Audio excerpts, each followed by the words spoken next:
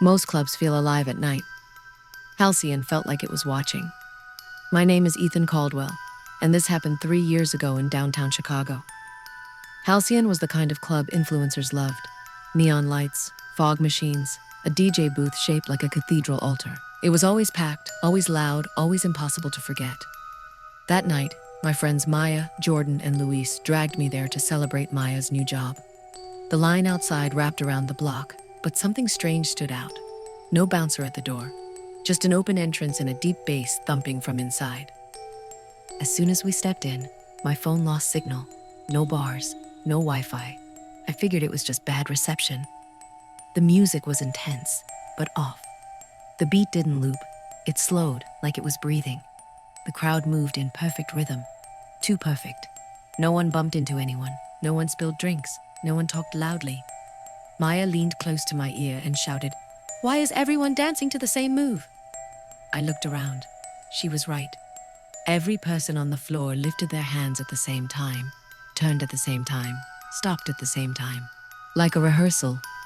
Jordan laughed nervously and said, "Cool choreography, I guess." Then the DJ stopped the music. The silence hit hard. No chatter, no laughter, just breathing. The DJ leaned into the mic. His face was hidden by shadows. "Welcome back," he said calmly. "We've been waiting for you." The lights flashed, and suddenly the club looked older. Cracked walls, torn posters, dust in the air. The crowd hadn't changed positions at all. Luis whispered, "Guys, look at their eyes."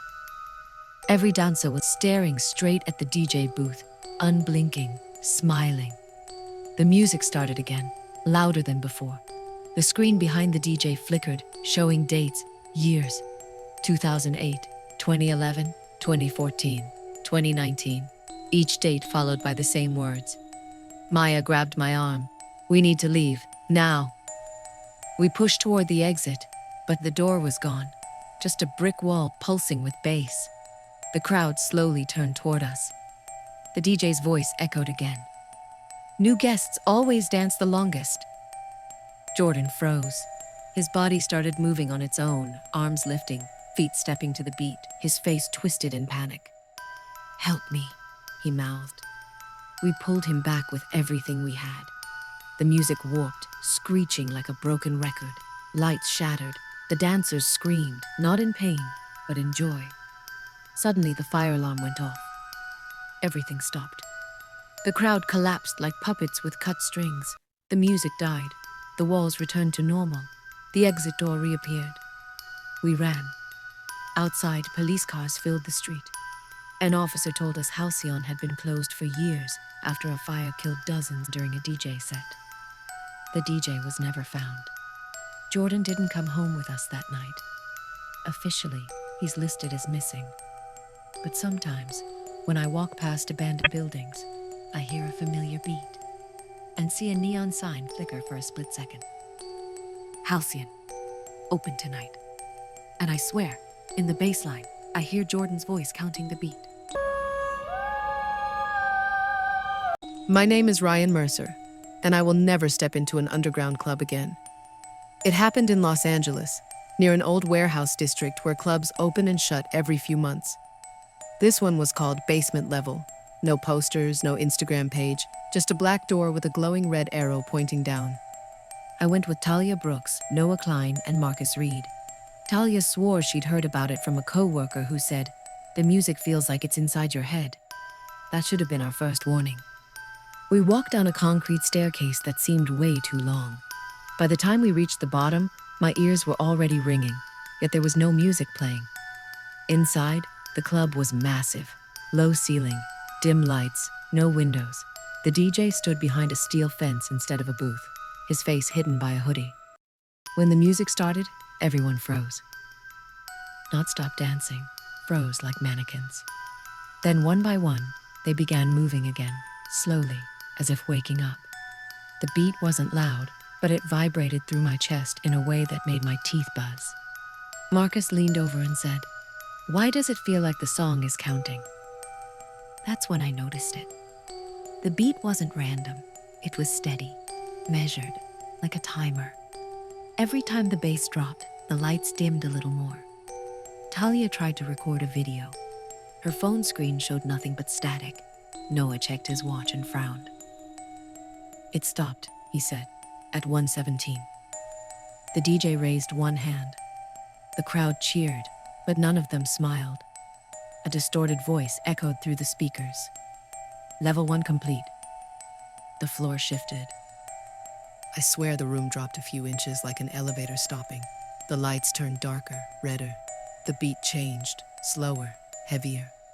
People around us began disappearing, not leaving, vanishing between beats. Noah grabbed my arm. "Ryan, the stairs are gone." Behind us, the staircase we'd come down had been replaced by a concrete wall. The DJ spoke again. "Guests may leave after the final level." Marcus laughed nervously. "This is some kind of immersive show, right?" The DJ tilted his head toward Marcus. The next bass drop hit, and Marcus was gone. No scream, no movement, just empty space where he'd been standing. Talia started crying. The crowd didn't react. They just kept dancing, faster now, like they were trying to finish something. Another announcement. Level 2 complete. The air felt thinner, harder to breathe. Noah collapsed, clutching his chest. His feet began moving to the beat, even while he was on the floor. I pulled Talia with me, running toward the DJ booth. The music distorted, screeching like metal tearing. The DJ slammed a button. Silence. Emergency lights flickered on. The club suddenly looked unfinished. Exposed wires, cracked floors, dust everywhere. A side door burst open. We ran until our lungs burned. Outside, the warehouse was empty.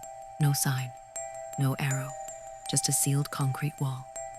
Police later told us no club had ever been registered there. Marcus and Noah were reported missing, their last known location, unknown. Weeks later, Talia received a voicemail from an unlisted number. All it contained was a slow, familiar beat and a voice whispering, "Final level starting." My name is Caleb Turner, and I learned the hard way that some clubs don't play music for fun. This happened in Miami during spring break. My cousin Alyssa Moreno insisted we check out a new place called No Requests. That was the actual name, painted in white letters above the entrance. No flyer, no lineup, no social media page. Inside, the club was strangely quiet for how full it was. Music played, but at a low volume, like it didn't want to be noticed. The walls were covered with mirrors, floor to ceiling, all slightly warped. We met up with Dylan Park and Sophie Whitaker near the bar. The bartender didn't speak, just slid drinks across without asking. Sophie tried to shout over the music. "Why is nobody talking?" She was right. People danced, nodded their heads, smiled, but no one spoke. No laughing, no yelling, just movement.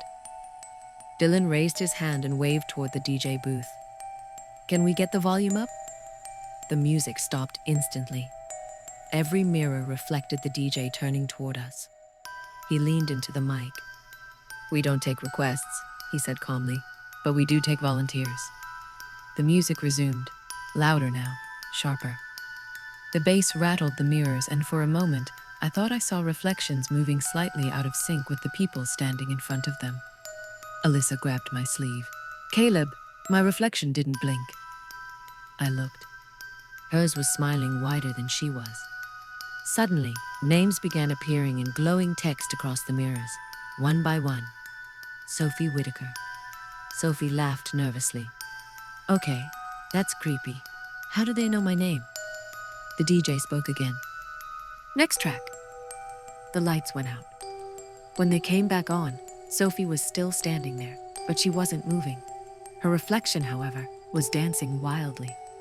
Then the reflection stepped out of the mirror. Sophie vanished. No one screamed. The crowd kept dancing like this was part of the show. Dylan panicked and ran toward the exit, but every mirror now showed him, trapped inside, banging on the glass. His real body froze. Another name lit up. Dylan Park. The DJ nodded. Gone. Alyssa and I ran. Mirrors cracked as we passed them, reflections reaching through like hands underwater.